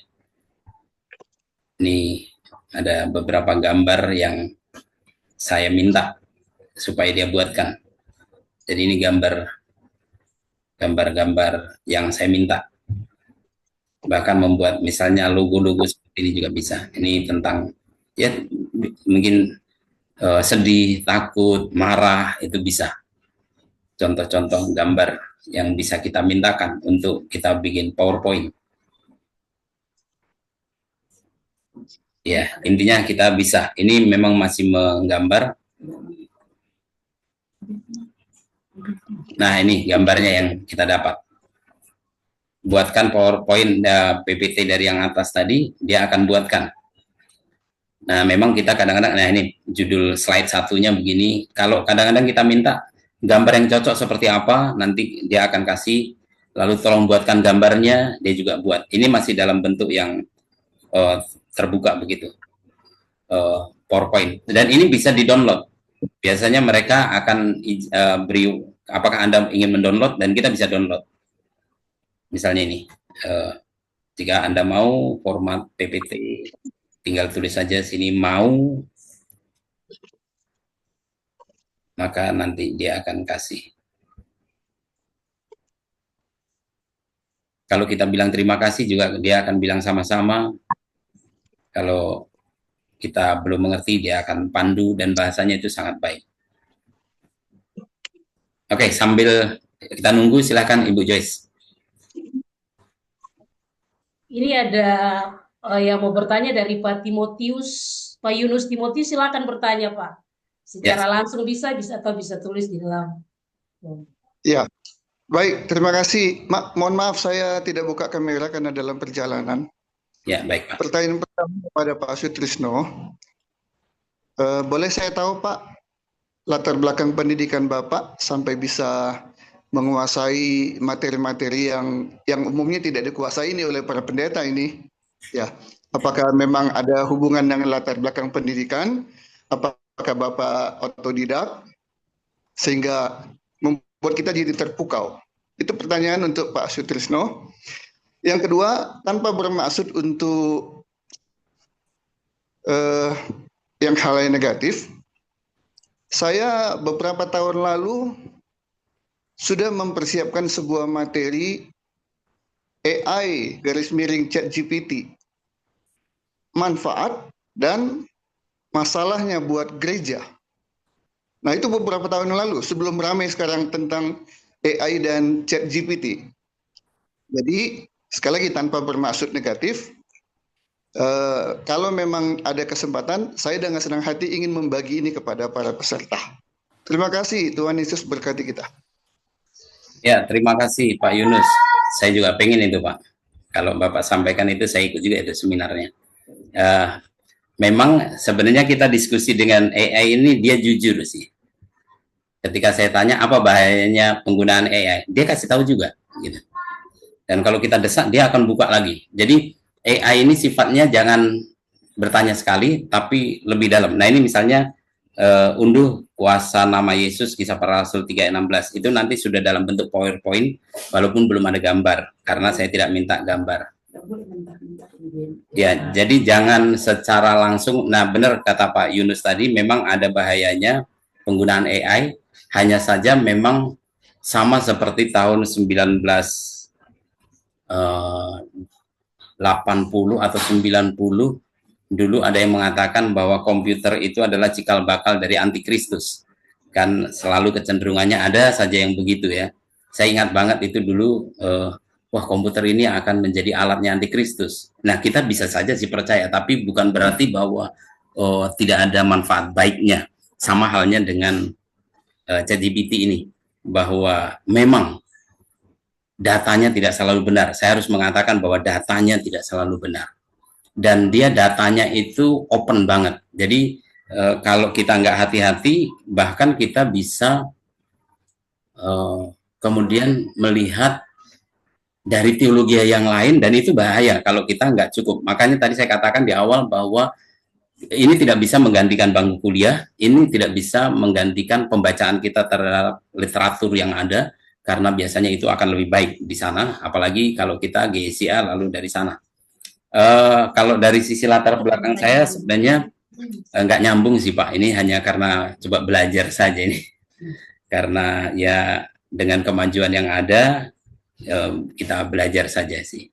Ya saya, cuman anak saya memang kuliah di IT, dia sarjana komputer, dia memang tentang salah satu mata kuliah dia juga tentang AI, bahkan di skripsi dia diwajibkan ada materi AI itu di dalam di dalam skripsinya gitu. Itu termasuk yang diuji. Lalu dia menyarankan supaya saya aktif di ChatGPT supaya ada data-data yang GSI punya itu masuk juga ke sana gitu. Karena itu menjadi referensi juga bagi ChatGPT. Itu saja Pak Yunus, terima kasih. Pak, selamat sore, host. Apa boleh sharing juga?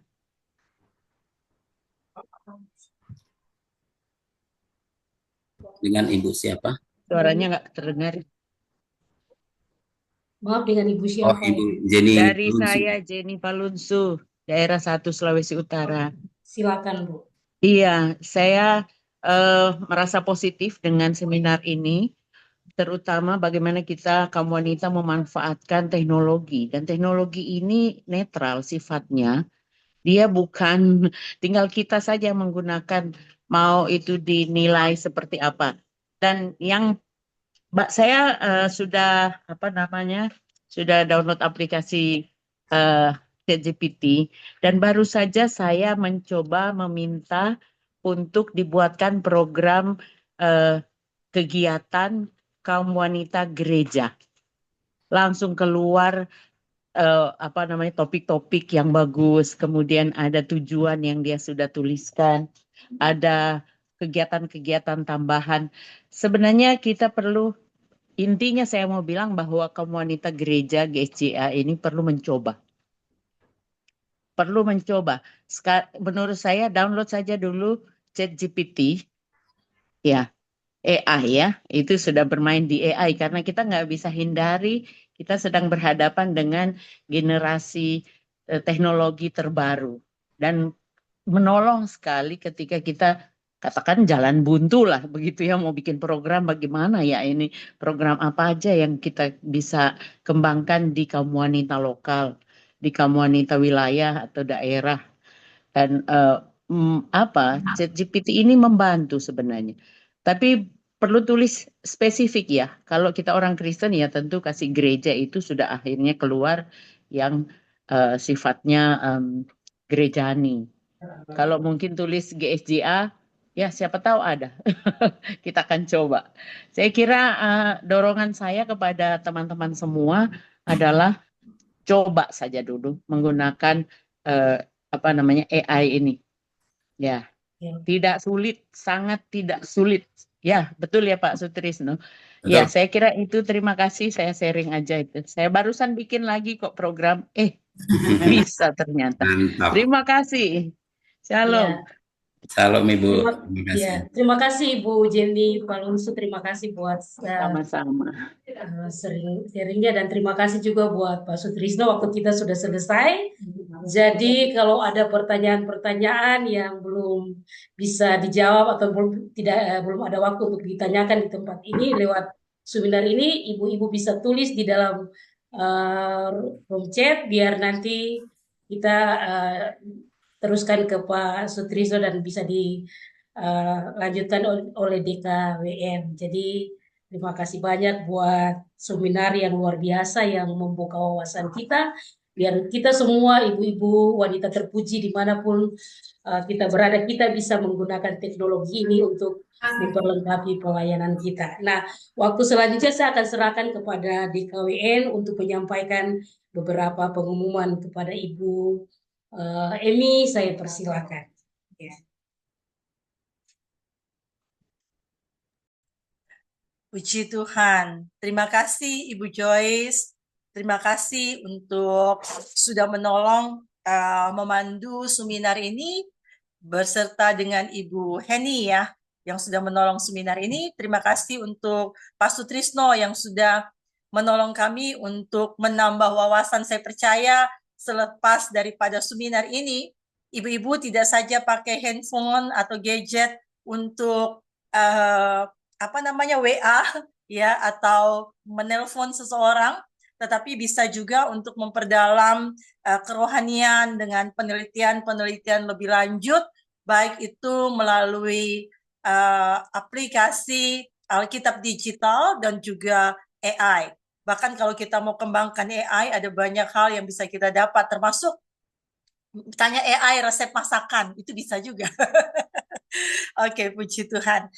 Bu Ibu, kita akan masuk ke dalam pengumuman. Jangan lupa setiap Sabtu kedua setiap bulan, jadi Sabtu kedua setiap bulan, itu kita ada seminar.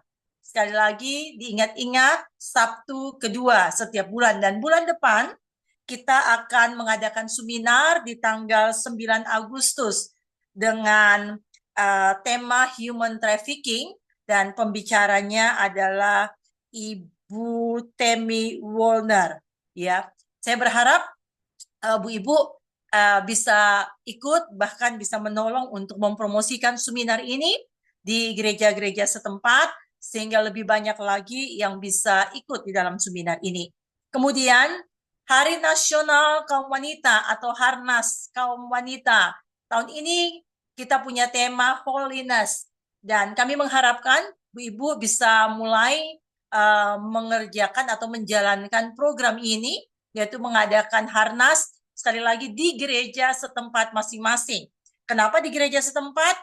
Karena di situ kita bisa mempromosikan kaum wanita yang ada di dalam gereja kepada jemaat yang hadir di dalam ibadah raya. Dan kami berharap semua gereja setempat itu bisa mengadakan Harnas kaum wanita. Mungkin ada yang bertanya, Bu, tapi tempat kami belum ada kaum wanitanya. Ya, mungkin dengan mengadakan Harnas bisa terbentuk Departemen Kaum Wanita di dalam gereja. Dan jangan lupa, persembahan Harnas itu langsung dikirimkan ke rekening DKWN GSJA yang tertera pada layar yang muncul ini. Kemudian, kaum wanita atau Departemen Kaum Wanita punya satu program yang namanya Precious Water. Nah, siapakah itu? Gitu. Precious Water ini adalah kelompok wanita muda usia 40 tahun ke bawah. Kenapa ini perlu ada? Karena begini, kadang-kadang ada wanita-wanita yang usia 40 tahun ke bawah, ya, itu atau yang sudah menikah walaupun umur 20-an tahun tapi sudah menikah, maka ini sudah masuk ke dalam kaum wanita. Dan biasanya kalau mereka bergabung dengan usia-usia yang lebih banyak atau lebih senior, mereka merasa kok kayaknya kurang pas begitu. Sehingga kami ingin mendorong untuk gereja-gereja setempat yang ada kaum wanita yang cukup banyak, usia 40 tahun ke bawah, kami berharap sudah mulai membuat satu persekutuan, atau itu mulai dari KKA atau ibadah, ya, yang isinya atau dihadiri oleh wanita-wanita usia 40 tahun ke bawah, sehingga mereka bisa saling bertumbuh di situ dan saling mengembangkan diri di dalam komunitas ini. Kemudian yang berikutnya, jangan lupa outer atau kemeja, ya, daripada wanita terpuji. Ini merupakan seragam, kalau saya mau bilang, seragam nasional bagi seluruh komunitas se-Indonesia. Jadi outer wanita terpuji ini tersedia di setiap DKWD. Jadi yang belum punya atau ingin punya bisa hubungi DKWD masing-masing. Nah, tahun ini kami launching yang baru yaitu kemeja. Jadi sekarang bukan saja ada outer, tapi ada juga kemeja. Ya, Bu-ibu atau para wanita muda bisa memesan itu langsung kepada DKWD yang ada. Ya, sehingga ini menjadi seragam kita bersama, karena nanti biasanya itu di acara-acara jumpa wanita ini dipakai, kemudian acara-acara wilayah ini juga dipakai, atau acara-acara daerah, event-event daerah, seragam ini dipakai. Jadi jangan sampai kita nggak punya begitu. Kemudian ada buku modul 3, ya, buku modul 3, ya, dengan tema relationship. Buruan Bu Ibu, buku ini tinggal tidak terlalu banyak lagi, ya. Diharapkan untuk bisa memilikinya. Kenapa? Karena buku ini sangat baik, bisa kita pakai untuk menjadi materi KKA, atau bisa juga menjadi materi-materi dalam ibadah wanita terpuji kita, atau mungkin bisa kita pakai menjadi bahan khotbah untuk kita bisa khotbahkan. Dan buku ini sekali lagi saya katakan dari sama seperti buku modul 1, modul 2, itu kalau sudah habis, maka kami tidak ada cetak ulang. Contohnya, untuk modul 1, itu sudah tidak ada lagi sama sekali. Buku modul 2, itu kami masih punya, ya, tapi tidak terlalu banyak lagi. Sehingga Bu-ibu yang ingin memiliki buku modul 2 dan buku modul 3, bisa menghubungi DKWD yang ada, dan DKWD bisa langsung memesan kepada kami. Bu-ibu ada juga merchandise atau barang-barang yang dibuat dari perca. Jadi perca-perca daripada kemeja dan outer yang dijahit itu kami tidak buang, ya. Kami coba manfaatkan itu menjadi merchandise. Contohnya seperti ada tas, ada pouch make up, ada sling HP, ya, tas sling HP, kemudian ada juga gantungan kunci, ada lagi tempat kacamata, ada juga bandana, ya, kemudian holder kabel, dan ini semua dari perca. Ibu bisa memiliki ini kalau suka matching-matching, ya, bisa hubungi DKWD yang ada. Tetapi terlebih daripada itu, barang-barang ini kami ingin menunjukkan mengenai satu inspirasi di mana perca yang harusnya dibuang itu bisa kita manfaatkan. Nah, Bu Ibu bisa ambil ide ini juga dan bisa dibuat itu dengan batik daerah masing-masing, atau tenun, atau kain daerah masing-masing. Kemudian Bu Ibu, jangan lupa setiap seminar kita ini, itu selalu saja di-upload di YouTube, ya, selalu saja di-upload di YouTube. Oleh karena itu, mari supaya kita ini tidak ketinggalan atau tidak kehilangan, ya, mengenai seminar-seminar, atau kita pengen dengar ulang. Contohnya hari ini mengenai ChatGPT, saya mau latihan ulang nih, gitu. Saya mau tahu caranya lebih pelan-pelan begitu. Karena di seminar kita terbatas waktu, maka Bu Ibu bisa putar ulang atau nonton ulang, ya, seminar ini lewat YouTube. Oleh karena itu, mari sama-sama buka YouTube kita masing-masing dan cari ya, Wanita Terpuji GSJA. Nah, di situ ada tanda lonceng. Nah, tekan tanda lonceng itu. Kenapa perlu tekan tanda lonceng atau subscribe? Supaya setiap kali DKWN memposting seminar atau hal-hal yang lain, Bu Ibu bisa dapat updating berita. Ya, jadi mari kita ramaikan YouTube kita, ya, pertambah subscribe-nya, ya, dengan menekan lonceng dan juga memfollow, ya, Wanita Terpuji GSJA. Selain YouTube, DKWN juga punya media sosial lainnya seperti IG, ya. Kami ada IG atau Instagram.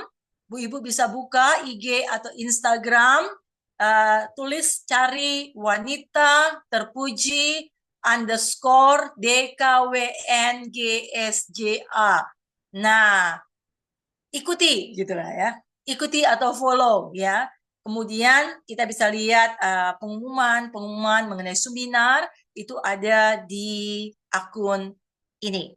Kita juga ada yang namanya Facebook, ya. Kita ada Facebook Wanita Terpuji, ya. Bisa follow Facebook Wanita Terpuji dengan nama DKWN GSJA.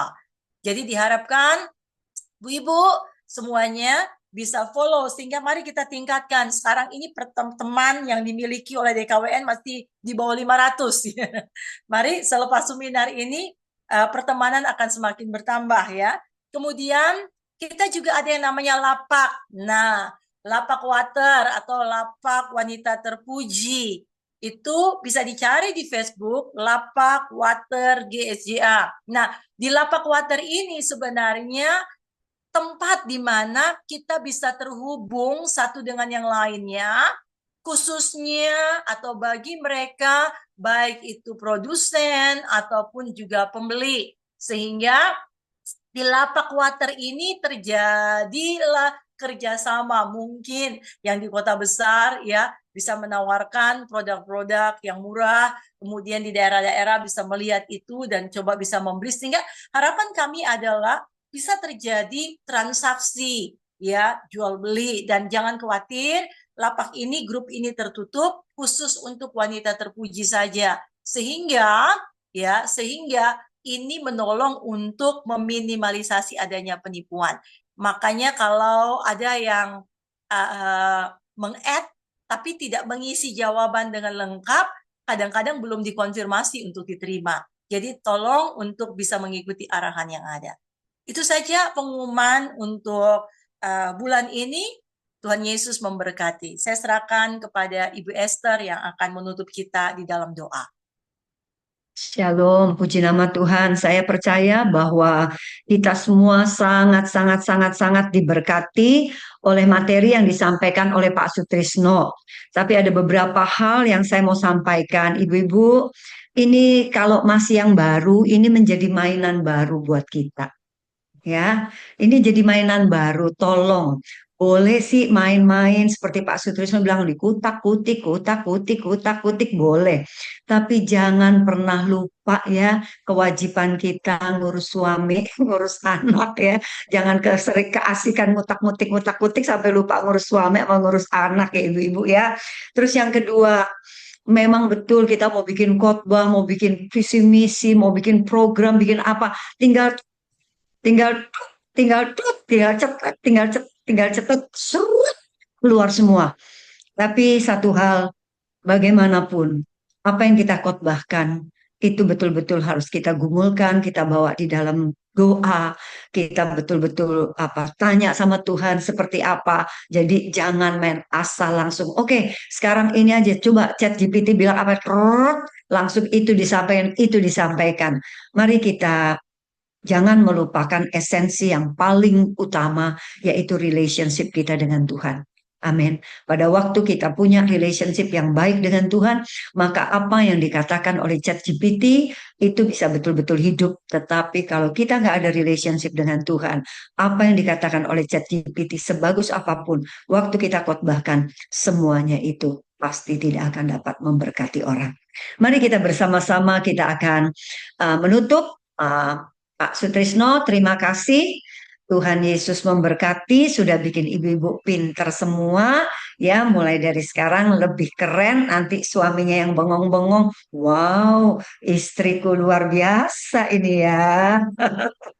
Kalau dicolek masih nengok ya Bu, jangan sampai nggak nengok. Mari kita berdoa, kita mengakhiri pertemuan subuh kita pada siang hari ini.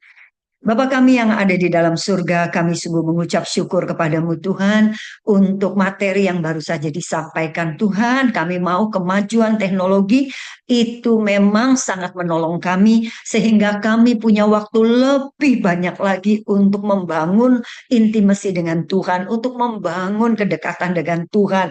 Dengan adanya ChatGPT, dengan adanya Alkitab Tuhan yang begitu banyak aplikasinya seperti itu Tuhan, menolong kami untuk membuat kami lebih lagi dalam mengenal Engkau sehingga kami lebih mengasihi Engkau lagi Tuhan. Tuhan menolong agar supaya kemajuan teknologi ini juga akan membawa kemajuan buat gereja kami sehingga gereja kami bukanlah gereja yang tertinggal, tapi gereja kami adalah gereja yang relevan dengan zaman saat ini. Tuhan, kami berdoa untuk Pak Sutrisno, berdoa untuk keluarganya, berdoa untuk pengembalaannya. Kami serahkan sepenuhnya ke dalam tangan kuat kuasa Tuhan dan biar kiranya Tuhan akan memberkati. Kami berdoa juga Tuhan untuk seluruh DKWD yang ada, Tuhan akan menolong agar supaya setiap DKWD akan sungguh-sungguh diberikan kesatuan hati, diberikan semangat yang luar biasa untuk dapat membawa daerahnya Tuhan, memiliki kesatuan kaum wanita, memiliki kemajuan di dalam wanita GSJA, wanita terpuji, sehingga dimanapun wanita terpuji ada, mereka dapat memberikan dampak yang luar biasa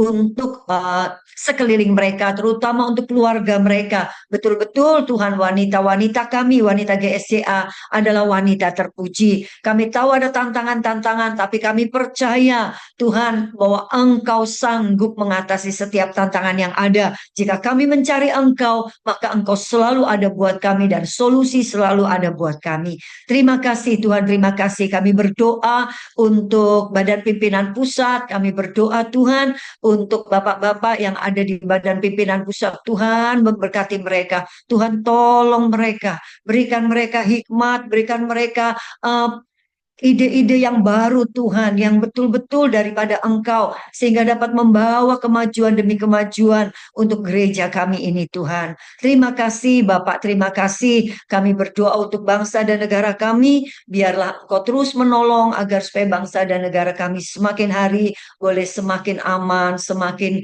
adil Tuhan, dan negara kami boleh menjadi negara yang makmur. Terima kasih Bapak, terima kasih. Kami serahkan sepenuhnya ke dalam tangan kuat kuasa Tuhan, dan ke depan ini Tuhan kami berdoa biar kami semakin hari menjadi semakin lebih baik lagi. Bahkan Tuhan untuk harnas-harnas yang akan diadakan Tuhan, harnas kaum wanita yang diadakan di seluruh mulai dari Sabang sampai Merauke, Tuhan akan menolong agar supaya pertemuan-pertemuan ibadah-ibadah harnas yang ada betul-betul akan sedang menampilkan bahwa wanita-wanita GSJA adalah wanita-wanita yang luar biasa yang dapat membawa lebih banyak jiwa-jiwa lagi bagi Engkau Tuhan, dan semakin hari semakin terpuji. Kami serahkan seluruh doa kami hanya di dalam satu nama, Tuhan Yesus Kristus kami berdoa, dan biarlah kiranya Tuhan memberkati Engkau dan melindungi Engkau. Tuhan menyinari Engkau dengan wajahnya dan memberikan Engkau kasih karunia.